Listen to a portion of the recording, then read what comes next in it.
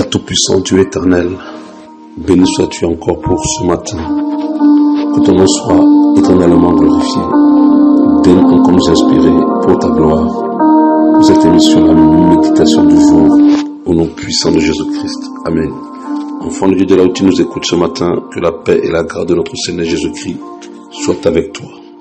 Nous allons encore continuer de méditer la crainte de l'Éternel ce matin, enfant de Dieu. Et ce matin, nous allons parler du commencement de la sagesse.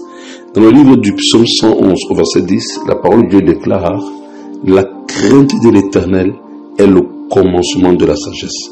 Tous ceux qui l'observent ont une raison saine, sa gloire subsiste à jamais. » Écoute bien ce que dit la parole de Dieu. La Bible ne dit pas « La crainte de l'Éternel est la sagesse ». Non.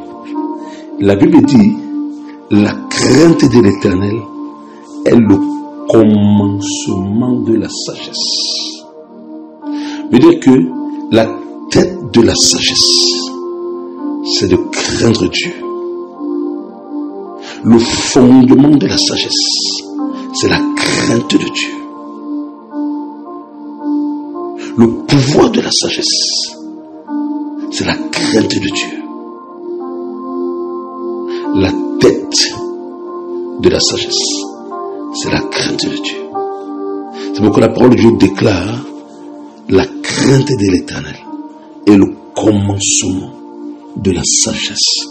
Veut dire que un homme, un chrétien, on va commencer à évaluer sa mesure de sagesse en vertu de la crainte de Dieu qu'il commence à avoir. Autrement dit, là où l'homme n'est pas habité de la crainte de Dieu, excusez-moi le terme, il est tout simplement insensé. Parce que quelqu'un qui manque de sagesse, c'est quelqu'un qui est insensé. Ici, on ne parle pas de la sagesse terrestre, parce que la Bible déclare dans le livre de Jacques 3 que la sagesse d'en bas, là, elle est terrestre, elle est diabolique, elle est charnelle. Ici, on parle de la sagesse d'en haut, qui est pure, pacifique, conciliante, exempte de duplicité et d'hypocrisie, pleine de bons fruits. La parole déclare que le commencement de cette sagesse-là, c'est la crainte de Dieu. Ça veut dire qu'un chrétien qui veut porter du bon fruit dans sa vie doit déjà commencer à développer la crainte de l'Éternel. Job 28 dit, puis il dit à l'homme, voici, la crainte du Seigneur, c'est la sagesse. S'éloigner du mal, c'est l'intelligence. Proverbe 1, verset 7. La crainte de l'Éternel est le commencement de la science. Les insensés méprisent la sagesse et l'instruction. Proverbe 9, verset 10. Le commencement de la sagesse, c'est la crainte de l'Éternel. Et la science des saints, c'est l'intelligence. Amen. Le commencement de la sagesse, c'est la crainte de l'Éternel. Deutéronome 4, 6.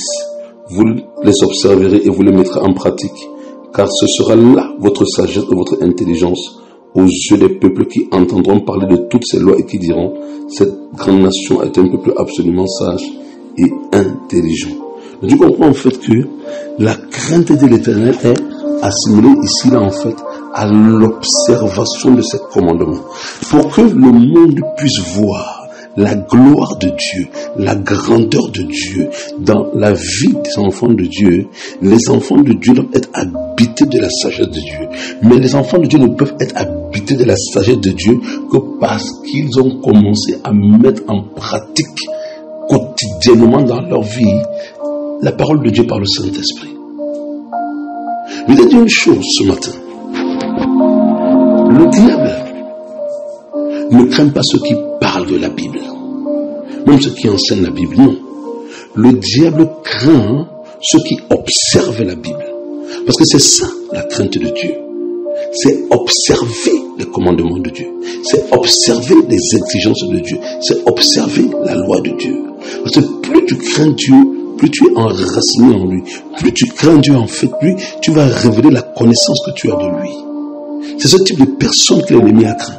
Que l'ennemi craint, je veux dire. C'est pourquoi le Seigneur dit ce qu'il me dit, Seigneur, Seigneur, ne hériteront pas tout le royaume des cieux, mais celui-là seul qui fait la volonté de mon Père qui est dans les cieux. Ça veut dire celui-là qui observe et et qui met en pratique la parole du Seigneur. Et c'est ça, la véritable sagesse. Le commencement de la sagesse, c'est commencer à observer et à mettre en pratique la parole du Seigneur. Et c'est de cette sagesse-là que découle la vraie grandeur. Dans le livre de Matthieu 5, je crois, compte tenu du verset 46, le Seigneur déclare quoi? Alléluia. Quiconque observera et enseignera à observer ma parole sera appelé grand dans le royaume des cieux. C'est ça la sagesse. C'est observer la parole de Dieu et c'est enseigner les autres à observer. Dès que les autres t'observent, en t'observant, en te regardant, ils peuvent déjà eux-mêmes commencer à glorifier ton Dieu par ta manière de faire, par ta manière de vivre. Nous comprenons encore en fait que craindre de Dieu, c'est observer sa parole au nom de Jésus. Amen.